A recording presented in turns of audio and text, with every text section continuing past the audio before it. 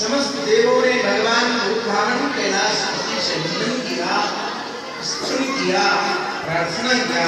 भगवान शिव ने इस कालकूट जहर को मंजरी में लिया और पान कर लिया, लेकिन भगवान शिव योगी हैं, उन्होंने अपने गले में ही उस जहर को रोक दिया।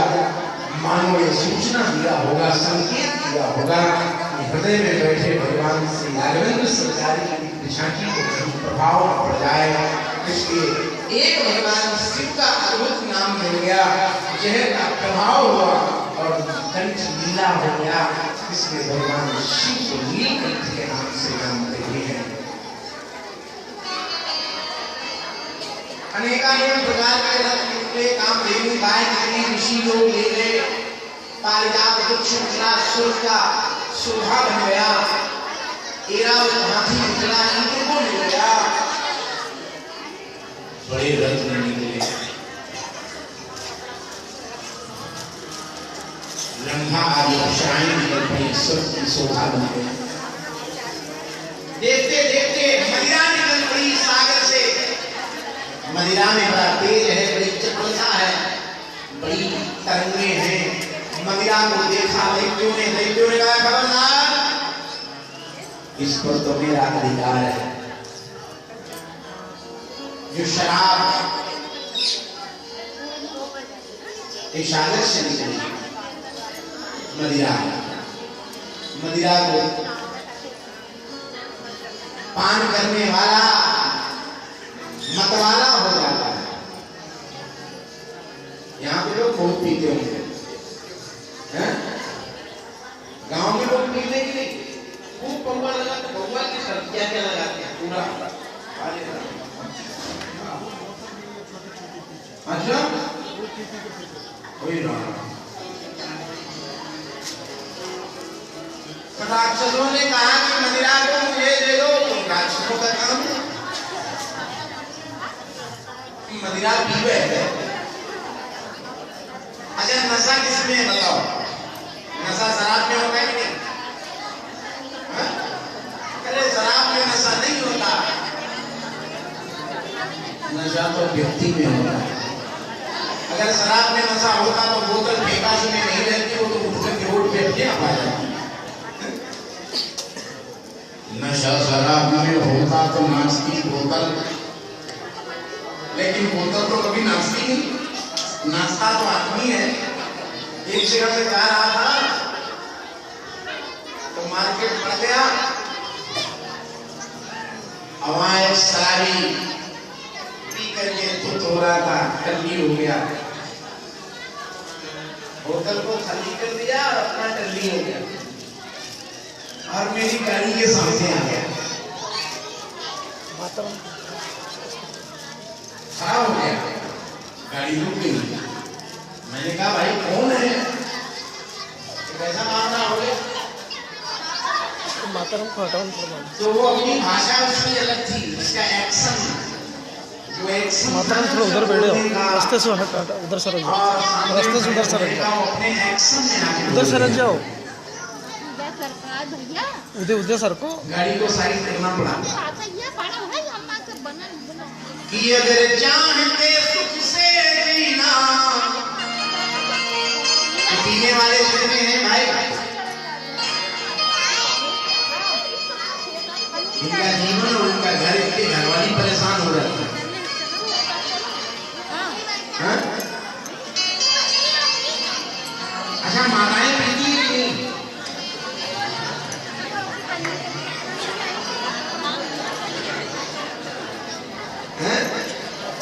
माताएं नहीं पीती, कितनी अच्छी है। एक बार जोरदार माताओं के लिए ताली बजाओ।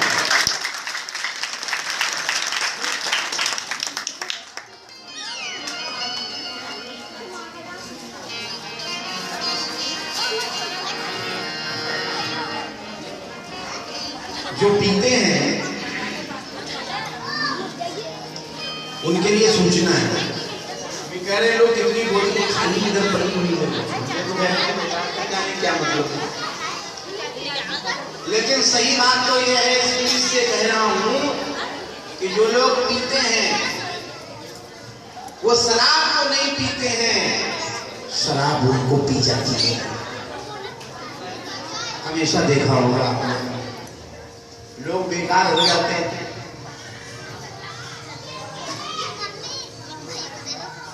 लोगों का जीवन बेकार हो जाता है, घर परेशान हो जाता है, घर वाले परेशान हो जाते हैं और जीवन में सुख नहीं। और बड़ी गंदी चीज, वो पिएंगे, पैसा भी खर्च करेंगे। शराब पीने से कितने लाभ है पता है? कपड़े खराब होंगे, नाली में पड़ेंगे, मौका मिल जाएगा तो जूते भी पड़ेंगे, अब घर में घुसेंगे तो गालियां मिलेंगी। ये बड़े लाभ है शराब पीने से। और जो लोग पीते कि अगर चाहते सुख से जीना, तो जीवन में मदिरा कभी न पीना।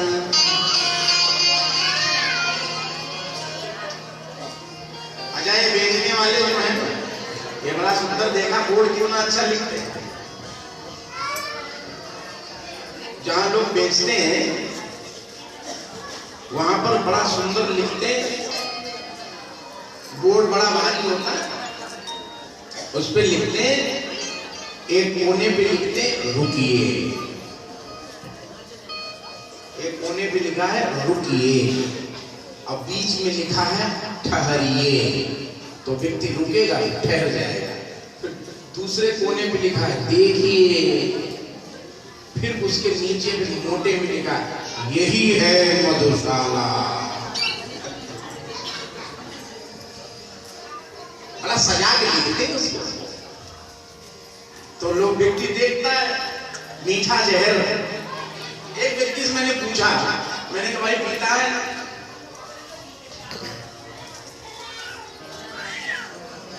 शराब पीता है क्या? एक मरीज चला गया होगा डॉक्टर के पास, तो डॉक्टर ने देखा, डॉक्टर ने कहा शराब पीते हो? तो शराबी कहने लगा डॉक्टर साहब कोई व्यवस्था हो तो कर लीजिए। मैंने एक व्यक्ति से पूछ दिया भाई एक बात बता तू पीता है क्या? हाँ महाराज, कभी कभी डाल लेता हूँ, कभी कभी डाल लेता। जब मैंने कहा कैसी लगती है, मैंने उससे पूछा, मैंने कहा अच्छा लगती कैसी है? मीठी लगती है क्या? ना। मैंने कहा खट्टी लगती है क्या? ना। हमने कड़वी लगती है क्या? ना। तो हमने कहा फिर मीठी भी नहीं, खट्टी भी नहीं, कड़वी भी नहीं, तो फिर कैसी लगती है कि महाराज मत पूछो। मैंने कहा मैंने सुना लोग खटाई वटाई नहीं खाते, नमकीन नमकीन खाते, कि बस यही तो बात गड़बड़ है। हमने कहा आखिर कैसी खट्टी मीठी तीखी कैसी तो लगती होगी कि महाराज मत पूछो। हमने कोई तो स्वाद होगा जो व्यक्ति जबरदस्ती पीता है कि महाराज बिल्कुल पेशाब जैसी लगती। तो हमने कहा गधे कहीं भी अपनी पी ले, दूसरे की क्यों पीता है?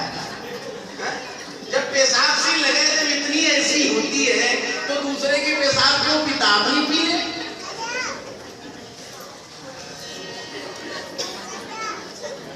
पैसा भी खर्च करता है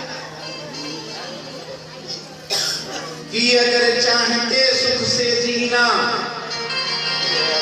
जीवन में मदिरा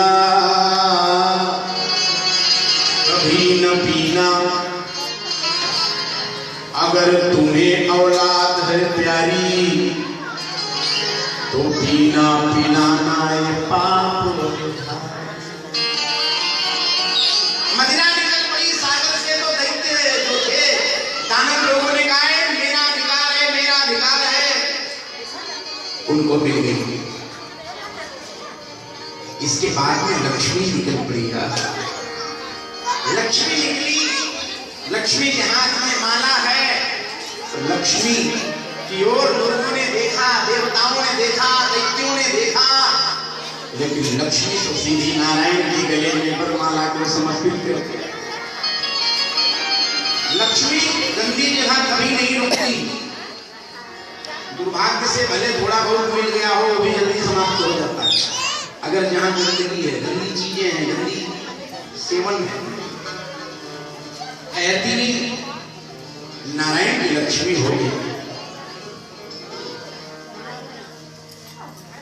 लेकिन लास्ट में भगवान धन्वंतरी सागर के मध्य में हाथ में सोने के कलश में अमृत लेकर के प्रकट हो गए। बोलो धन्वंतरी भगवान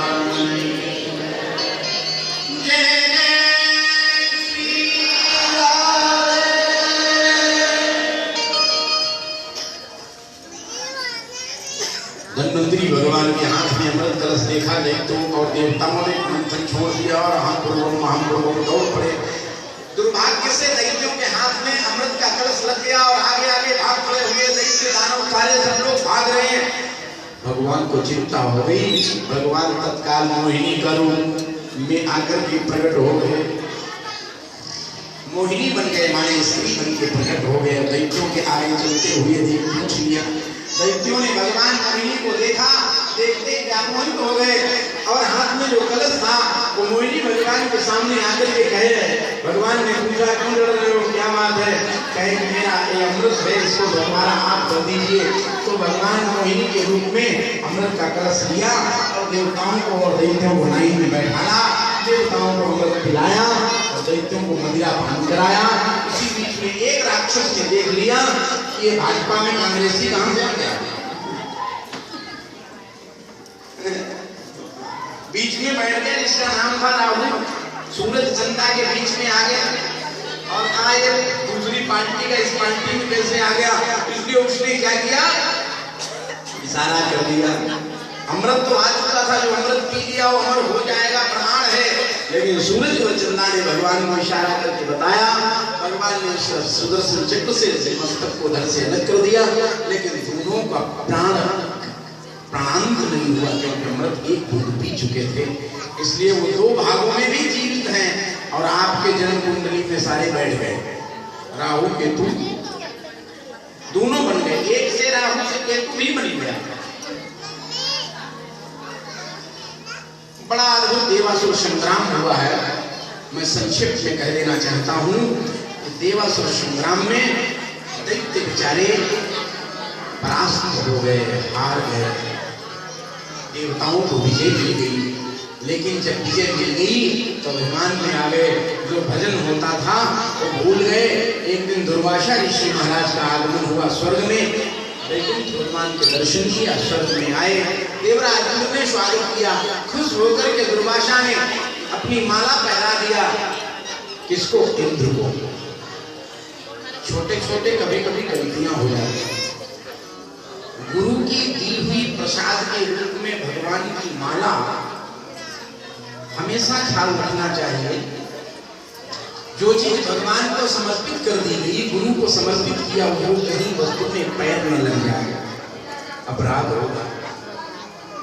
देवराज इंद्र के गले में माला दुर्वासा ने दे दिया, प्रसाद में दे दिया। दुर्वासा ऋषि वहां से गए। देवराज इंद्र ने क्या किया, उस माला को उतार के हाथी को पहरा दिया। हाथी ने सूंड से पकड़ के माला को तोड़ के पैरों के नीचे डाल दिया। दुर्वासा ने देख लिया, क्रोध आ गया और इंद्र को श्राप दे दिया। यस्य श्रीमदान्धस्य दारिद्र्य परमंजनम्। देवराज इंद्र, भगवान की माला मैंने आपको दिया, आपने हाथी को पहना के पैर के नीचे डलवा दिया। शर्म नहीं आती? कृपा करके भगवान की प्रसादी दिया तूने, अभिमान हो गया। मैं श्राप देता हूं, तू श्रीहीन हो जाएगा। श्राप मिल गया, सत्य का अभिशाप मिल गया। इधर देवता जब से जीत गए तब से इधर अभिमान हो गया, और दैत्य जब से हार गए थे बंधुओं, तो दैत्यों की श्रद्धा गुरु के प्रति चरणों में है। शुक्राचार्य से कहने लगे, तो शुक्राचार्य ने अनुष्ठान बता दिया, 3 काम करते रहना है। क्या? पहला काम गौ सेवा करना चाहिए, दूसरा काम गुरु की सेवा में लग जाओ, और तीसरा ब्राह्मण और अतिथि की सेवा करो। सेवा करते करते करते करते एक दिन शुक्राचार्य ने आशीष दे दिया, और दैत्यों के राजा बलि हैं, राजा बलि को आशीष दिया, और राजा बलि ने देवताओं के ऊपर सेना लेकर के चढ़ाई कर दिया। जब चढ़ाई कर दिया तो तीनों लोगों पे विजय प्राप्त कर लिया। राजा बलि हो गए। देवराज इंद्र आदि सब भाग गए, घर छोड़ के भागना पड़ा, कब्जा दैत्यों का हो गया।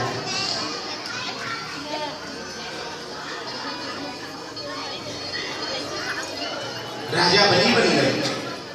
जब से राजा बलि बने हैं बंधुओं, तब से गुरु की सभा में आकर के और रोज यज्ञ कर रहे हैं, यज्ञ चल रहा है। इधर सबसे ज्यादा परेशानी हुई देवताओं को, जब देखा कि देवता घर से बेघर हो गए, तो देवताओं की माँ अदिति हैं, अदिति को बड़ी चिंता हुई। ऋषि कश्यप के चरणों को वंदन किया। कश्यप ऋषि ने एक अनुष्ठान बताया जिसका नाम है पयोव्रत। और कहते हैं जिन माताओं को बच्चों की अभाव होता है ना, ऋषि कश्यप ने अनुष्ठान बताया, जिनके बच्चे नहीं होते हैं वो अगर इस अनुष्ठान को पयोव्रत को करें तो उन पर भगवान की कृपा होती है।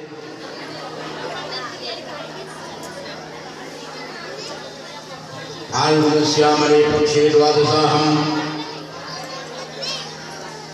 फाल्गुन के शुक्ल पक्ष से प्रतिपदा से लेकर द्वादशी तक के पयोव्रत किया जाता है। भगवान नारायण का चिंतन किया जाता है। यज्ञ पुरुषार्थ श्रुततीर्थपाद तीर्थ श्रवा श्रवण मंगलनामधेयम्।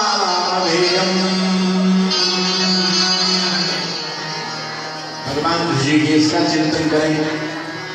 ये व्रत को ऋषि कश्यप ने बताया, अदिति ने पालन किया। धीरे धीरे धीरे बंधुओं समय आ गया, और भाद्रपद के महीने चतुर्थी को और ऋषि कश्यप अदिति के महल में भगवान वामन के रूप में प्रकट हो गए।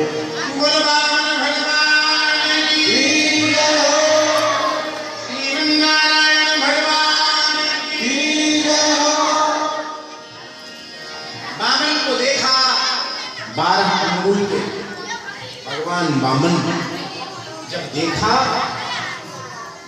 तो भगवान वामन को ब्रह्मा ने कमंडल दे दिया, दिशाओं की सरस्वती ने छाता दे दिया, सरस्वती ने माला दे दिया। देवताओं के जो गुरु बृहस्पति हैं उनको प्रणाम किया। मेरे लायक क्या गुरुदेव सेवा है। भगवान वामन को भेज दिया राजा बलि की यज्ञ में, और राजा बलि की यज्ञ की ओर आ रहे हैं भगवान वामन। राजा बलि के यज्ञ में आए, राजा बलि ने और शुक्राचार्य ने देखा, खड़े हो गए और स्वागत, दिव्य स्वागत किया है। स्वागतम ते नमस्तुभ्यं ब्रह्मण किंकरमामते ब्रह्मर्षीणां तपः साक्षात् अन्ये त्वायवतु।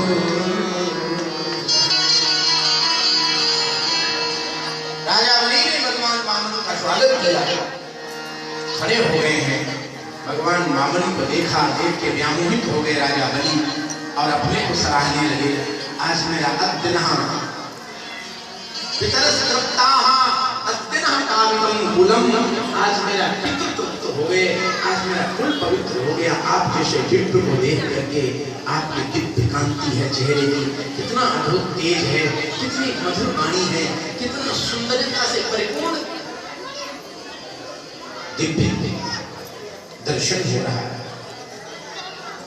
राजा बलि कहने लगे, हे वामन, आपकी इच्छा हो मांग लो, क्या चाहते हो? मेरा मन करता है कि गाम कांचनम गुणवर्धाम दृष्टम तथान्नपेयमुतवा विप्रकन्याम ग्रामान् समर्थान् दुर्गान् गदान् वा तथा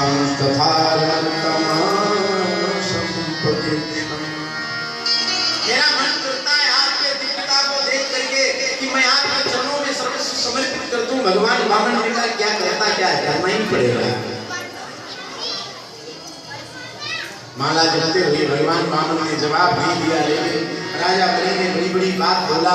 गांव दान करना चाहता हूँ, सोने के महल बना के देना चाहता हूँ, गौ दान करना चाहता हूँ, मेरे राजकोष से विप्रों का विवाह निःशुल्क कराया जाता है, आप कहो तो आपका विवाह करा दूं।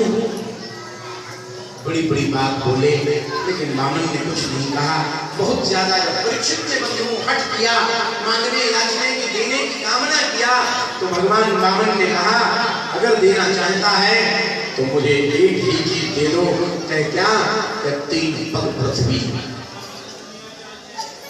भगवान वामन की बात सुना तो बलि को बड़ा हास्य महसूस हुआ कि लोग के राजा के पास 3 पग पृथ्वी। वामन ने कहा, वो भी मैं अपने पैर से लूंगा। तो बलि कहने लगा, देखो तो भला कि वामन तो वामन ही रह गया, मैं तो जानता था बड़ा बुद्धिमान होंगे, बड़े ज्ञानी होंगे, तेज इतना दिव्य है, लेकिन मांगने की बात आई, 3 लोग के राजा के पास आए तो 3 पग पृथ्वी वो भी अपने पैर से। भगवान वामन ने कहा, राजन, इससे ज्यादा मैं ले नहीं सकता। क्यों? कि मेरी लेने की भावना ही नहीं है, मुझे जरूरत क्या है। बलि ने कहा, तो चाहे जहां से ले लो। वामन ने कहा, ऐसे दान नहीं लेता। फिर हाथ में जल लाकर के संकल्प करो। बिना संकल्प के दान पूर्ण नहीं होता। संकल्प आवश्यक। संकल्प माने होता है बंधुओं रजिस्ट्रेशन। आपने संकल्प यहाँ कर लिया तो आपको करना ही पड़ेगा और करना भी चाहिए। इसलिए ब्राह्मण सबसे पहले संकल्प कराते हैं, बिना संकल्प के पूर्ण नहीं होता। तो जब संकल्प की बात आई बंधुओं तो शुक्राचार्य घबरा गए, ध्यान लगाया, आंख बंद किया, ध्यान लगा के देखा और राजा बलि के पास आए और हाथ पकड़ करके दूर घसीट के ले गए। कान में कहने लगे, अरे राजन, अभी ब्राह्मण से कहो जाओ, ये ब्राह्मण नहीं है। फिर कि ये सबई लोचने साक्षात भगवान विष्णु प्रिया, ये तो भगवान साक्षात नारायण है, ब्राह्मण बन के आए हैं। 3 पग पृथ्वी नहीं लेंगे, तीनों लोग उससे ले लेंगे। अभी वापस कर दो। शुक्राचार्य की वाणी को तिरस्कृत कर दिया, इनकार कर दिया। राजा बलि ने कहा, नहीं गुरुदेव, मैंने वचन ब्राह्मण को दे दिया है। अगर वचन दे दिया है, अगर मुकर जाऊंगा तो मेरे खानदान में दाग लग जाएगा। परंपरा है नहीं, मेरे खानदान में कोई दाग नहीं होना चाहिए। अगर ये वामन है तो 3 पग पृथ्वी से ज्यादा ले नहीं सकते, और अगर ये परमात्मा है तो दिया तो सभी उन्हीं का है, मेरा क्या लगता है। लेकिन एक इतिहास में गवाह होगा कि एक राजा बलि के द्वार पर को महात्मा भीख मांगने आया था, इतिहास इसका प्रमाण होगा। इसलिए बात हमारी पक्की रहेगी। हाथ में जल दिया, फिर भी शुक्राचार्य को महसूस हुआ चेला कहीं डूब न जाए, प्रयास किया, लेकिन ठाकुर जी ने उनका भी प्रयास निष्फल कर दिया और हाथ में जल गिराया, संकल्प किया, छोड़ा। राजा बलि ने जो साष्टांग प्रणाम किया, प्रणाम करते ही भगवान ने एक पैर को उठाया और सीधा आसमान की ओर चला गया। विराट रूप में प्रकट हो गए।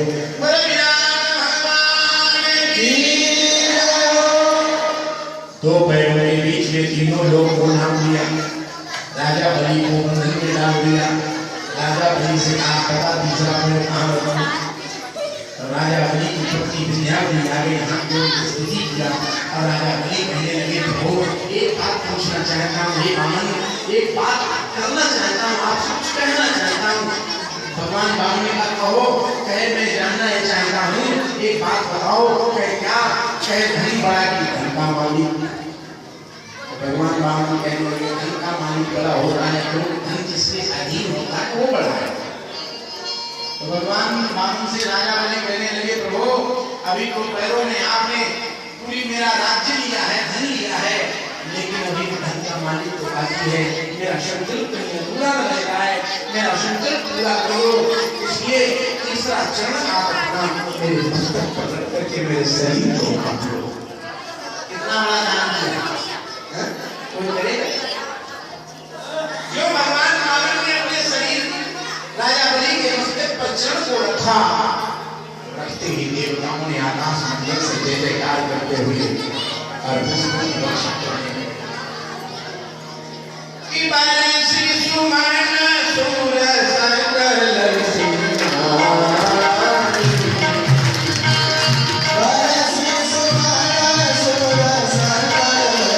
सिंगार,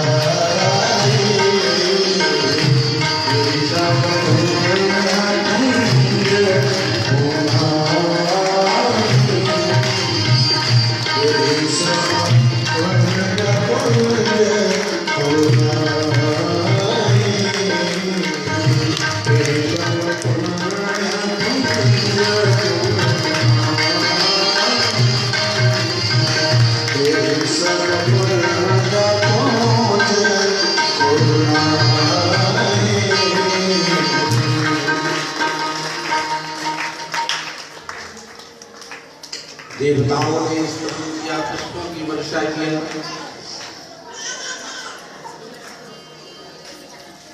राजा बलि से भगवान खुश हो गए। वामन ने कहा, राजन अब तू मांग ले, तेरी त्याग वृत्ति तो बड़ी अद्भुत है। मैंने तेरा तीनों लोग हरण कर लिया, अब मेरी इच्छा है मेरे तरफ से तू मेरे तरफ से तू राजा का राजा ही बना रहेगा।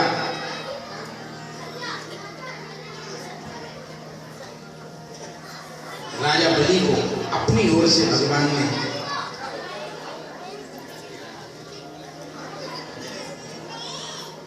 सुतल लोक का राजा घोषित कर दिया।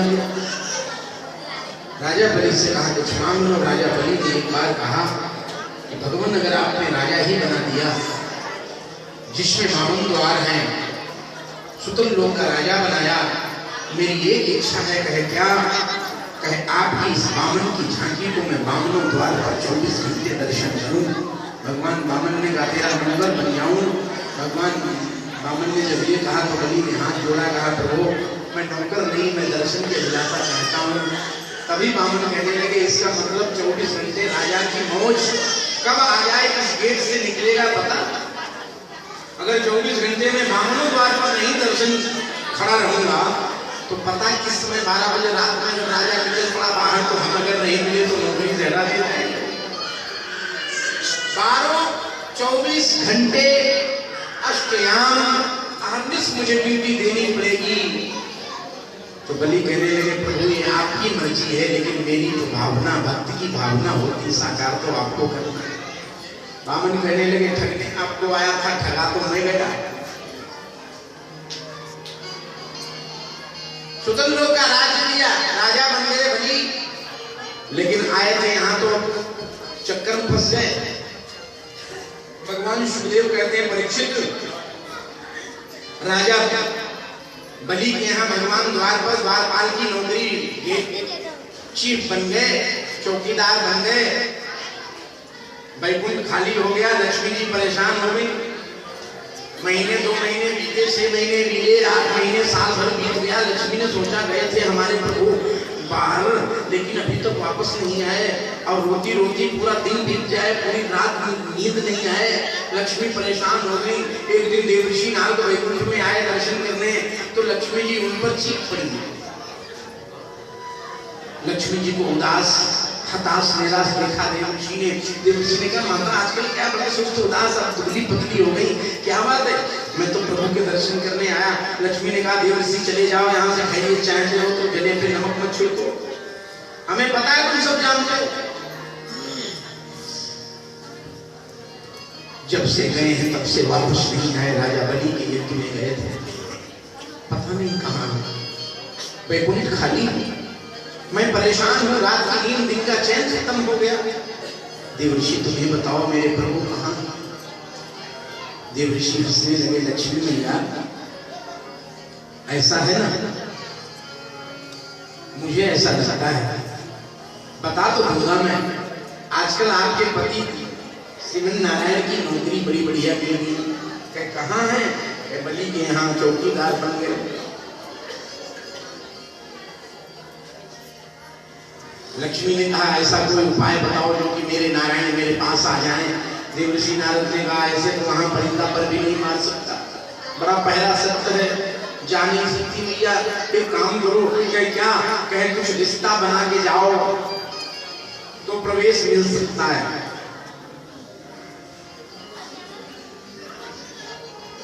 तो राजा बलि के यहाँ गेट पर बामन भगवान है।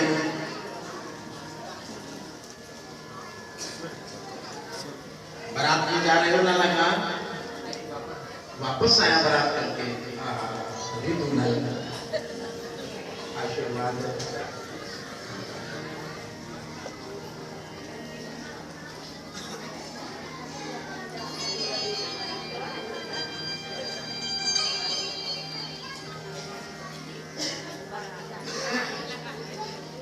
बारात में दूल्हा जब जाता है, दूल्हे के साथ में बाराती होते हैं। द्वार चार की तैयारी थी, गाजा बाजा के साथ में वाद्य यंत्र बज रहे थे।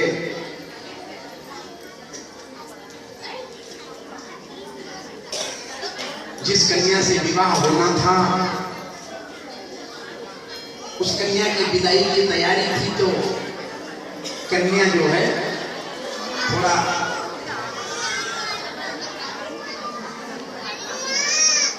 भाई विदाई जब होती है, अरे बातें बंद कर दो, इधर सुनो, ध्यान से सुनो मैं क्या कह रहा हूं, इधर उधर मत देखो। तो दूल्हे के दोस्त जो थे वो हंस रहे थे, आनंद ले रहे थे, दूल्हा भी घोड़ी पे सवार हंस रहा था। लेकिन अंदर जो कन्या थी जिसका विवाह होना था, जिसके साथ में वो रो रही थी। कन्या के बाप ने पूछा, बेटी क्यों रोती हो? मत रो। समझाया बाप ने बेटी को, लेकिन दूल्हा हंस रहा था। बेटी उधर देखे तो उधर हंस रहे हैं, इधर। तो कन्या के बाप ने कहा, बेटी कोई बात नहीं, दूल्हा आज हंस रहा है, तू आज रो रही है, लेकिन आज ही तो रोना, आज के बाद में सबका परिवर्तन होने वाला है। क्या कि आज तक ये हंसेगा, लेकिन कल से इसका रोना चालू है, तेरा हंसना चालू।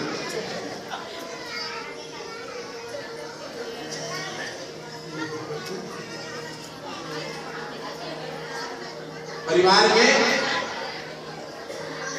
जब पत्नी घर आती है तो 6 महीने तक पत्नी चुप रहती है। पति बोलता है, पत्नी सुनती है। आप लोग अनुभव किए होंगे, जब नई नई बहू आती है तो पति बोलता है और पत्नी चुपचाप सुनती बेचारी। 1 वर्ष बीतता है, फिर पत्नी बोलती है, फिर पति सुनता है, और 2 वर्ष बीतते बीतते दोनों बोलते, मोहल्ले वाले सुनते।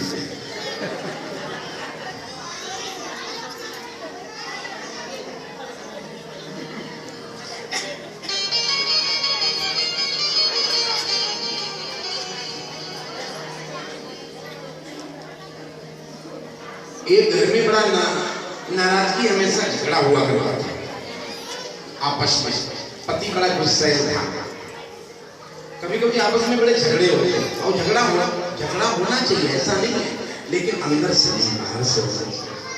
लेकिन नाराजगी भी होनी चाहिए, लेकिन नाराजगी, गुस्सा आना चाहिए, लेकिन गुस्सा को मालिक मत बनाओ, गुस्सा को नौकर बना के रखो तो चलेगा।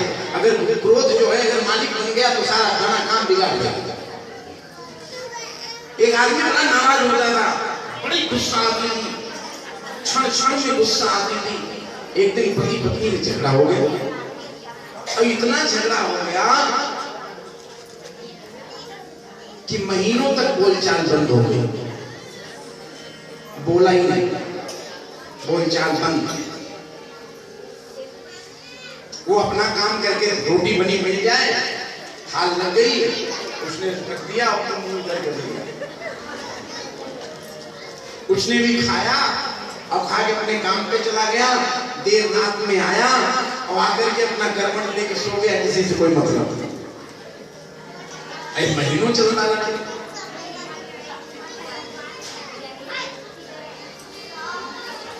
एक दिन पति आकर के सो रहा था, महीनों बीत गया तो पत्नी ने सोचा क्या करूंगा, बड़ी मजबूर हूं। तो उसने सोचा, तो उसने भोजन बनाया, खिला के पति तो सो गया, लेकिन रात्रि का समय था।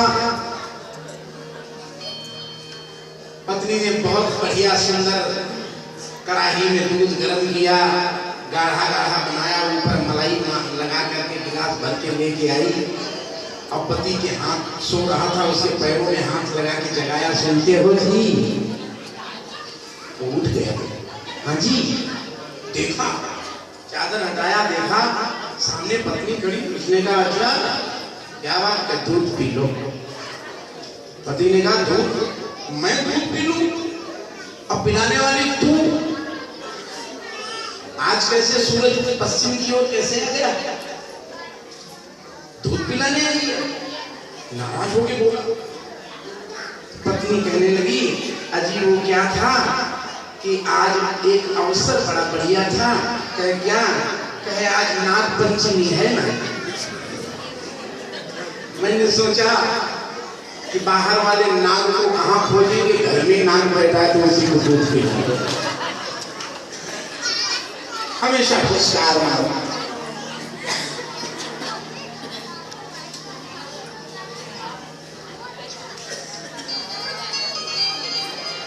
मैं निवेदन कर रहा था आपसे, देवर्षि नारद ने मां भगवती लक्ष्मी को कहा मैया अगर आपको अपने पति नारायण से मिलना है तो एक उपाय है। क्या? क्या सावन का महीना है, बलि के पास जाओ ना। अगर ऐसे जाओगे तो वहां दर्शन नहीं मिलेगा, गेट के बाहर गेट आउट, आप जाओ। तो लक्ष्मी ने समझ गई। लक्ष्मी ने बढ़िया सुंदर सोने के लोटे में जल भरा, सोने की सुंदर सुंदर कटोरियां सजाया, उनमें रोली अक्षत चंदन सारा सब पूजन का सामान सजाया, और सजा करके थाल में लेकर के और सुतल लोग पहुंच गई बलि के द्वार पर। और द्वार पर खड़ी होकर लक्ष्मी ने देखा कि द्वार पर जो द्वारपाल है वो नारायण है। लक्ष्मी ने देखा दूर से, ओहो इतने दिनों बाद देखा, तो भगवान वामन ने अपने मस्तक को घुमाया और ऐसे कर लिया, देख नहीं पाओ कि यहाँ चौकीदार बन के बैठे। लक्ष्मी ने पास में जाके फिर देखा, अच्छा ब्राह्मण ने कहा साइलेंट, बोल ना, इजाजत नहीं है बात करने, अंदर जा तभी बात हो सकती, क्योंकि यहाँ तो हमारा राजा बलि बैठा।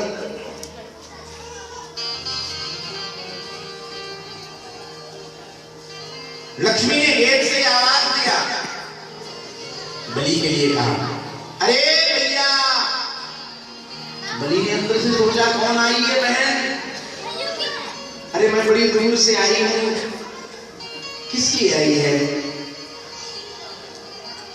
अरे भैया आज का भूल गया क्या, आज रक्षाबंधन है, मैं तुझे रक्षा मांगने आई हूं।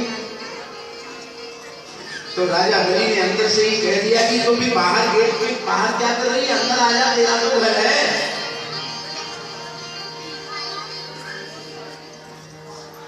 लक्ष्मी कहने लगी, छोटे भैया तेरे द्वार, पहना बड़ी दूर से छोटे भैया तेरे द्वार, पहना बड़ी दूर से छोटे भैया तेरे द्वार, पहना बड़ी दूर से छोटे भैया तेरे द्वार, पहना बड़ी दूर से बड़ी दूर से आई, पहना बड़ी दूर से आई, बड़ी दूर से आई, पहना बड़ी दूर से आई, छोटे भैया तेरे द्वार, पहना बड़ी दूर से, छोटे भैया तेरे द्वार, पहना बड़ी दूर से आई।